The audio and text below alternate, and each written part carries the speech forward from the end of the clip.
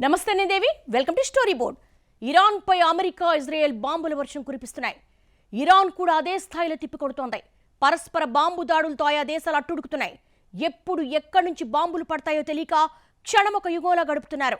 Hamas, Hezbollah, హౌతీల పేరుతో Iran పై దాడులు చేసిన అమెరికా పాకిస్తాన్ విషయంలో ఎందుకు నిర్లక్ష్యంగా వ్యవహరిస్తోంది? పాకిస్తాన్లో ఉగ్రవాదం లేదా? ఉగ్రవాదులు పాకిస్తాన్ పెంచి పోషించడం లేదా? ఆ దేశంపై ట్రంప్కు ఎందుకంత ప్రేమ? అమెరికా చేసే ప్రతి దాడి వెనుక రహస్య ఎజెండా ఉంటుందా?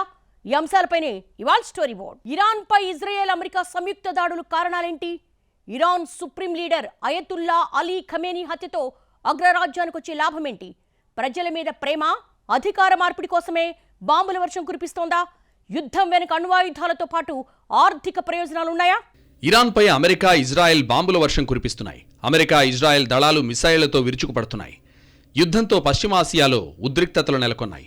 ఇరు దేశాలపై పరస్పర దాడులు చేసుకుంటున్నాయి. ఈ దాడుల్లో Iran supreme leader Ayatollah Ali Khamenei ప్రాణాలు కోల్పోయారు. అయినప్పటికీ దాడులు మాత్రం కొనసాగుతూనే ఉన్నాయి. ఇరాన్ ప్రతిదాడులపై అమెరికా అధ్యక్షుడు ట్రంప్ తీవ్రంగా హెచ్చరించారు. ఇంతకు ముందెన్నడూ చూడని విధంగా ప్రతిదాడులు చేస్తామని ట్రంప్ హెచ్చరించారు. మరోవైపు అమెరికా, ఇజ్రాయెల్ తగిన మూల్యం చెల్లించుకోవాల్సి వస్తుందని ఇరాన్ హెచ్చరించింది. అమెరికా సైనిక స్థావరాలు ఉన్న దేశాలపై మిసైళ్లతో విరుచుకుపడుతోంది. ఇరాన్ అణు కార్యక్రమ పునరుద్ధరణ ప్రయత్నాలను అడ్డుకోవడమే లక్ష్యంగా అమెరికా, ఇజ్రాయెల్ దళాలు ఆ దేశంపై మెరుపు దాడులు చేస్తున్నాయి. ఇరాన్ తక్షణమే ఆయుధాలను వీడాలని, లేని పక్షంలో ఊహించని నష్టాన్ని ఎదుర్కోవడానికి సిద్ధంగా ఉండాలని హెచ్చరించారు. అమెరికాకు పొంచి ఉన్న ప్రమాదాన్ని అరికట్టడానికే దాడులు చేశామని, ఇరాన్ అణ్వాయుధాలు మళ్లీ తయారు చేస్తోందని ట్రంప్ ఆరోపించారు. ఇరాన్ మద్దతుతోనే హమాస్ ఇజ్రాయెల్పై దాడులు చేస్తోందని, ఇరాన్లో ఉన్న నరహంతక నాయకత్వాన్ని రూపుమాపుతామని ట్రంప్ హెచ్చరించారు. ముఖ్యంగా Iran Islamic revolutionary guard corps సభ్యులకు అల్టిమేటం జారీ చేశారు. తక్షణమే ఆయుధాలను వీడి లొంగిపోతే పూర్తి రక్షణ కల్పిస్తామని, లేని పక్షంలో ఊహించని పరిణామాలు ఎదుర్కోవాల్సి ఉంటుందని హెచ్చరించారు. ఇరాన్ క్షిపణి వ్యవస్థలు, నౌకాదళాన్ని పూర్తిగా తుడిచిపెట్టేస్తామని అన్నారు. ఈ ప్రాంతాన్ని అస్థిరపరుస్తున్న ఉగ్రవాద ప్రాక్సీ ముఠాలను ఇకపై ఉపేక్షించబోమని హెచ్చరించారు. వేల మంది అమెరికన్ల మరణానికి కారణమైన ఐఈడీ దాడులకు చరమగీతం పాడతామన్నారు. మరోవైపు ఇరాన్ నుంచి ఎదురయ్యే ముప్పును ముందస్తుగా అడ్డుకునే క్రమంలోనే క్షిపణి దాడులను చేపట్టినట్లు ఇజ్రాయెల్ వెల్లడించింది. దేశ భద్రత దృష్ట్యా ఈ ముందస్తు దాడులు తప్పలేదని ఇజ్రాయెల్ ప్రకటించింది. మరోవైపు ఇరాన్ కూడా అమెరికా, ఇజ్రాయెల్కు వార్నింగ్ ఇచ్చింది. ఇరాన్ దెబ్బకు మిమ్మల్ని మీరే అడుక్కోవాల్సిన పరిస్థితి వస్తుందని హెచ్చరించింది. ఖమేనీ హత్య తర్వాత ఇరాన్ అధ్యక్షుడు మసౌద్ పెజెష్కియాన్ స్పందించారు. నేరస్తులను ఎట్టి పరిస్థితుల్లో వదిలిపెట్టే ప్రసక్తే లేదని హెచ్చరించారు. ఖమేనీ హత్యను మహానేరంగా అభివర్ణించిన ఆయన ఇజ్రాయెల్ను దుష్టశక్తితో పోల్చారు. ఖమేనీ రక్తం మహాప్రవాహంగా మారిందని, అది అమెరికా, ఇజ్రాయెల్ను అణచివేస్తుందని, నేరాలను నిర్మూలిస్తుందని వార్నింగ్ ఇచ్చారు. ఈ దాడి ఇస్లామిక్ ప్రపంచం, షియా చరిత్రలో కొత్త అధ్యాయం తెరుస్తుందని చెప్పారు. తమ ప్రతీకార దాడులతో ఆయా దేశాలు చేసిన తప్పులకు పశ్చాత్తాపడతాయన్నారు. ఇరాన్ అణ్వాయుధాలను తయారు చేస్తోందని ఇజ్రాయెల్ బలంగా నమ్ముతోంది. ఇరాన్ చేతిలో అణుబాంబులు ఉంటే తమ మనుగడకే ప్రమాదమని భావించిన ఇజ్రాయెల్ గతంలోనే ఇరాన్ శాస్త్రవేత్తలను, అణు కేంద్రాలను లక్ష్యంగా చేసుకుని దాడులు నిర్వహించింది. పశ్చిమాసియాలో ఇజ్రాయెల్ అమెరికాకు అత్యంత నమ్మకమైన భాగస్వామి. అయితే అమెరికా జోక్యానికి కేవలం స్నేహం మాత్రమే కారణం కాదు. దీని వెనుక బలమైన భౌగోళిక, రాజకీయ కారణాలున్నాయి. ఇరాన్ తన క్షిపణులతో ప్రపంచానికి చమురు సరఫరా చేసే కీలక మార్గాలను మూసివేస్తే ప్రపంచ ఆర్థిక వ్యవస్థ కుప్పకూలుతుంది. దీన్ని అడ్డుకోవడం అమెరికాకు కీలకంగా మారింది. ఇరాన్ విస్తరణవాదాన్ని అడ్డుకోకపోతే సౌదీ అరేబియా వంటి ఇతర అరబ్ మిత్రదేశాల భద్రత ప్రమాదంలో పడుతుంది. ఇది రష్యా, చైనాల ప్రభావం ఆ ప్రాంతంలో పెరగడానికి దారితీస్తుంది. ఈ పరిణామాలు అమెరికాకు ఎప్పటికైనా డేంజరే. ఇరాన్ అణు సామర్థ్యం సాధిస్తే పశ్చిమాసియాలో అణ్వాయుధాల పోటీ మొదలవుతుంది. ఇరాన్ను చూసి మరికొన్ని దేశాలు కూడా అణ్వాయుధాలు చేసేందుకు సిద్ధమవుతాయి. దీనికి తోడు అమెరికాకు నమ్మకంగా ఉన్న ఇజ్రాయెల్కు ఎప్పటికైనా ప్రమాదకరమే. అణ్వాయుధాలు ఇజ్రాయెల్ మనుగడను దెబ్బతీసే అవకాశం ఉంది. అందుకే అమెరికా అధ్యక్షుడు ట్రంప్ ప్రభుత్వం ఇరాన్పై కఠిన ఆంక్షలు విధిస్తూ వచ్చారు.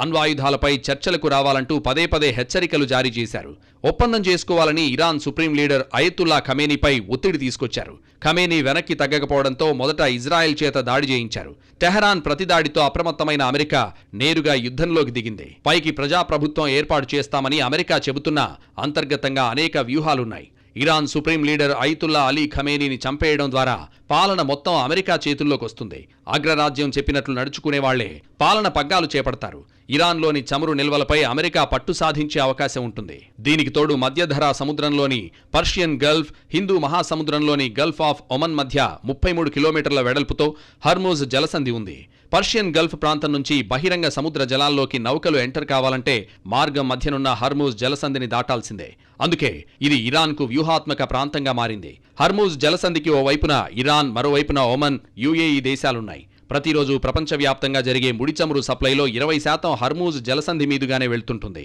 అమెరికా నౌకలు ఇబ్బందులు లేకుండా రాకపోకలు సాగించాలంటే ఇరాన్ దారిలోకి తెచ్చుకోవచ్చు. ఏ క్షణమైనా సైనిక చర్య తప్పదంటూ హెచ్చరిస్తున్న అగ్రరాజ్యం కొన్ని నెలల నుంచి యుద్ధ విమానాలు, వార్షిప్లను ఇరాన్ చుట్టూ మోహరించింది. గల్ఫ్ ప్రాంతంలో నావికా దళాలతో మోహరించి ఇజ్రాయెల్కు వెన్నుదన్నుగా నిలుస్తోంది. తాజాగా ఇజ్రాయెల్తో కలిసి బాంబు దాడులు చేస్తోంది. ఈ యుద్ధం కేవలం 2 దేశాల మధ్య భూభాగం కోసం జరుగుతుంది కాదు.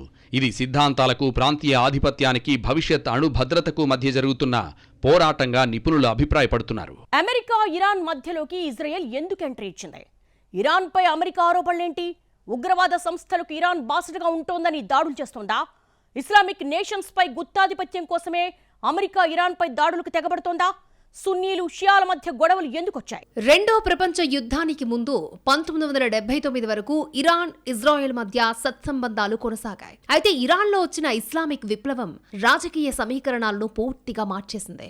ఇరాన్లో రాజు మహమ్మద్ రజా షా పహ్లవి అమెరికా మద్దతుతో దేశాధినేత పీఠాన్ని దక్కించుకోవాలని ప్రయత్నించారు. ఇది సంప్రదాయ ముస్లిం మత పెద్దలకు నచ్చలేదు. షా పహ్లవి తన రహస్య పోలీసు దళంతో వ్యతిరేక స్వరాలను అణిచివేశారు. దీంతో స్థానికంగా అసంతృప్తి పెరిగిపోయింది. దేశంలో చమురు సంపద పెరిగినప్పటికీ అది సామాన్య ప్రజలకు చేరడం లేదని ప్రజలు నినదించారు. కేవలం సంపన్నులకే లాభం చేకూరుతోందని ప్రజలు ఆగ్రహం వ్యక్తం చేశారు. ప్రజాస్వామ్యబద్ధంగా ఎన్నికైన ప్రధాని ముసాద్దెగ్ను అమెరికా తొలగించి రజా షా పహ్లవీని గద్దెనెక్కించడంపై ఇరానియన్లలో తీవ్ర వ్యతిరేకత ఉండేది. షా పహ్లవీకి వ్యతిరేకంగా జరిగిన విప్లవంలో ప్రధాన నాయకుడు అయతుల్లా రుహిల్లా ఖమేనీ కీలక పాత్ర పోషించారు. రజా షా విధానాలను విమర్శించినందుకు ఖమేనీని 1964లో దేశం నుంచి బహిష్కరించారు. ఫ్రాన్స్ నుంచి ఆడియో క్యాసెట్ల ద్వారా ప్రజలను ఉత్తేజపరిచే ప్రసంగాలు పంపారు. 1978లో దేశవ్యాప్తంగా భారీ నిరసనలు, సమ్మెలు మొదలయ్యాయి. సైన్యం ప్రజలపై కాల్పులు జరిపినా ఉద్యమం ఆగలేదు. పరిస్థితి చేజారిపోవడంతో 1979 జనవరిలో షాహ్ పహ్లవి దేశం విడిచి పారిపోయారు. 1979 ఫిబ్రవరిలో ఖొమైనీ ఇరాన్ చేరుకున్నారు. ఏప్రిల్లో జరిగిన రెఫరెండం ద్వారా ఇరాన్ అధికారికంగా ఇస్లామిక్ రిపబ్లిక్ గా మారింది. దేశంలో ప్రజాస్వామ్యం ఉన్నప్పటికీ సుప్రీం లీడర్ చేతిలోనే తుది నిర్ణయాధికారం ఉండేలా రాజ్యాంగం మారింది. 1979 నవంబర్లో టెహరన్లోని అమెరికా రాయబార కార్యాలయంపై నిరసనకారులు దాడి చేసి 52 మంది దౌత్యవేత్తలను రోజుల పాటు బందీలుగా ఉంచుకున్నారు. అప్పట్నుంచి అమెరికా, ఇరాన్ సంబంధాలు తెగిపోయాయి. ముస్లిం పవిత్ర స్థలమైన అల్ అక్సా మసీదు ఉన్న జెరూసలేంను ఇజ్రాయెల్ ఆక్రమించిందని, దాన్ని విముక్తి చేయడమే తమ లక్ష్యమని ఖొమైనీ ప్రకటించారు. ఇజ్రాయెల్ ఒక అక్రమ దేశమంటూ అనేకసార్లు మండిపడ్డారు. దీంతో ఇరు దేశాల మధ్య సంబంధాలు తెగిపోయాయి. ఇజ్రాయెల్ను దేశంగా గుర్తించడానికి ఇరాన్ నిరాకరిస్తోంది. ఇరాన్ నేరుగా యుద్ధం చేయకుండా ఇజ్రాయెల్ చుట్టూ ఉన్న గాజాలోని హమాస్, లెబనాన్లో హిజ్బుల్లా, యెమెన్లోని హుతీలు వంటి సంస్థలకు ఆయుధాలు, ఆర్థిక సాయం చేస్తోందనే వాదనలు ఉన్నాయి. ఇది ఇజ్రాయెల్ భద్రతకు పెను సవాలుగా మారింది.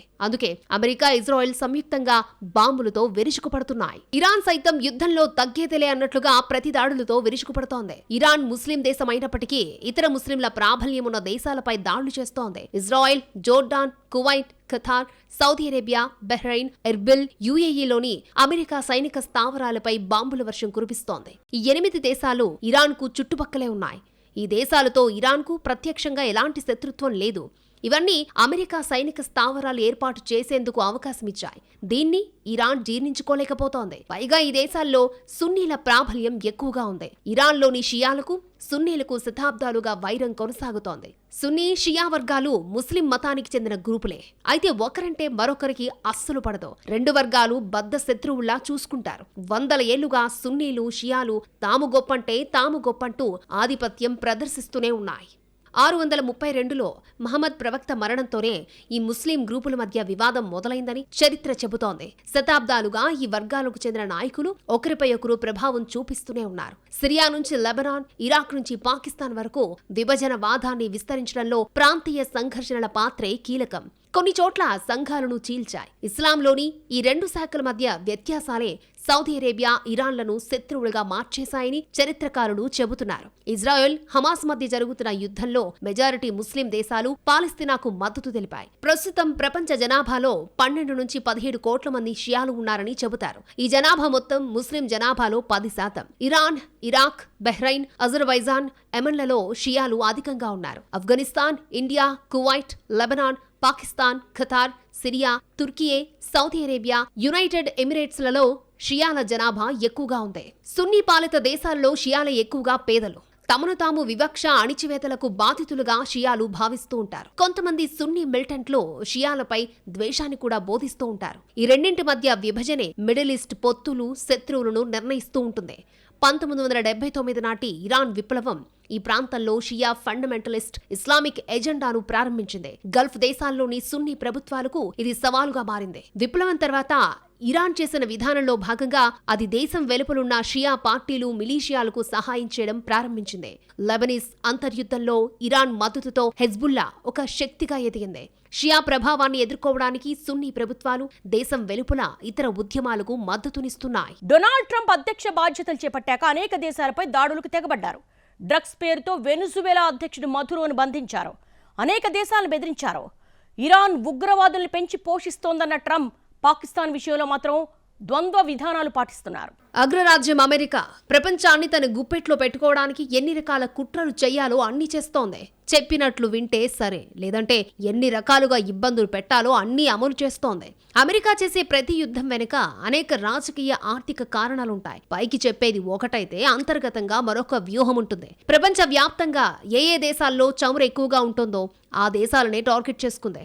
ఆయా దేశాలను నయానో భయానో దారిలోకి తెచ్చుకుంటుంది. కాదు కూడదంటే టెర్రరిజం, లేదంటే డ్రగ్స్, ఇతర కారణాలతో దాళ్లకు దిగుతోంది. ఇరాన్, ఇరాక్, యెమెన్, సిరియా ఆయా దేశాలపై బాంబులు వేసి భయకంపితులను చేసింది. మొన్న వెనిజువేలాపై దాళ్లకు కారణం కూడా చమురు నిలవలే. ఉగ్రవాద సంస్థలను ఇరాన్ పెంచి పోషిస్తోందని అమెరికా ఆరోపిస్తోంది. ఈ కారణంతోనే గాజా, లెబనాన్ వంటి దేశాలపై దాడులకు పాల్పడింది. అనేక మందిని చంపేసింది. వేల భవనాలను నేలమట్టం చేసింది. ఇజ్రాయెల్, గాజా మధ్య ఇప్పటికీ యుద్ధం ముగియలేదు. అది ఎప్పుడు ముగుస్తుందో కూడా ఎవరికీ తెలియదు. గాజాలోని హమాస్, లెబనాన్లోని హిజ్బుల్లా, యెమెన్లోని హౌతీలకు ఇరాన్ ఆయుధాలు, ఆర్థిక సాయం చేస్తోందని అమెరికా ప్రపంచానికి కట్టుకథలు చెబుతోంది. ఉగ్రవాదుల విషయంలో అమెరికాకు ఒక పాలసీ అంటూ ఏమీ లేదు. మాట మీద నిలబడదు. ప్రపంచంలో ఉగ్రవాదాన్ని నిర్మూలించాలని భావిస్తే పాకిస్తాన్లోని ఉగ్రవాద సంస్థలు కళ్లకు కనిపించవా?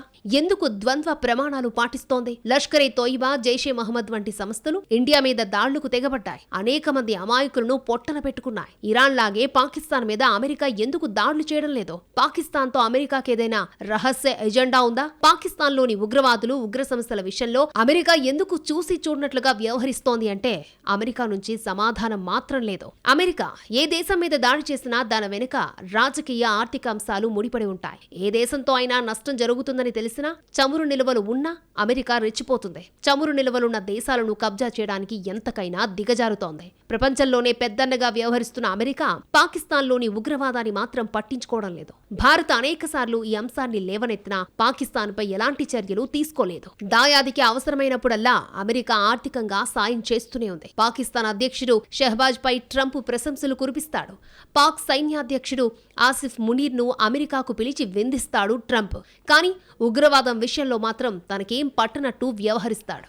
అమెరికా ఆయా దేశాల ప్రజల మీద ప్రేమతో, ప్రభుత్వాధినేతల నిరంకుశత్వంతో వ్యవహరిస్తున్నారని దాడులు చేయదు. చమురు నిల్వలున్న దేశాలపై పట్టు సాధించడం, అమెరికాకు హాని తలపెట్టే దేశాలను ట్రంప్ టార్గెట్ చేసుకుంటారు. అమెరికా ఆడుతున్న డ్రామాలో ఇజ్రాయెల్ ఒక పావు మాత్రమే. అమెరికా, ఇజ్రాయెల్ మధ్య ఎన్నో ఆర్థిక ప్రయోజనాలు తప్ప ఏమీ ఉండవు. ఇరాన్ను దెబ్బ కొట్టడానికి ఇజ్రాయెల్ను వాడుకుంటోంది అగ్రరాజ్యం. 2025 జనవరిలో బాధ్యతలు చేపట్టిన Trump Iran, Venezuela, Latin America, Syria, Nigeria, Yemen, Somalia, Iraq దేశాలపై దాడులు చేశారు. ఒక్క యెమెన్ పై ట్రంప్ దాడులు చేయించలేదు. ఎందుకంటే ఆ దేశం తటస్థంగా వ్యవహరిస్తోంది. శాంతి ప్రదాత అని చెప్పుకునే ట్రంప్ ఆయా దేశాల మీద ఎలా దాడి చేస్తాడు?